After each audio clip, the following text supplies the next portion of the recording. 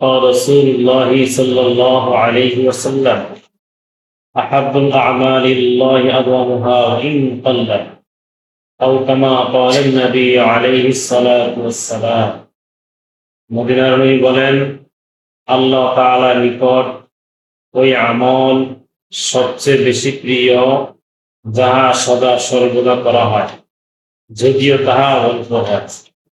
এই কারণে বলবো বেশি আমল না করে অল্প আমল যদি সঠিক মতো প্রতিদিন করা হয় আল্লাহ তাআলা ওই বান্দার খুশি হয়ে যায়, ওই বান্দার আমল প্রতি খুশি হয়ে যায়।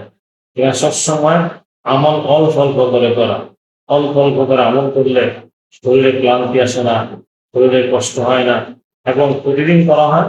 এই আমলটা আল্লাহ তাআলার কবুল হয় এবং আল্লাহ খুশি হয়।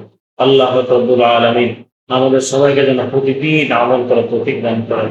আমিন।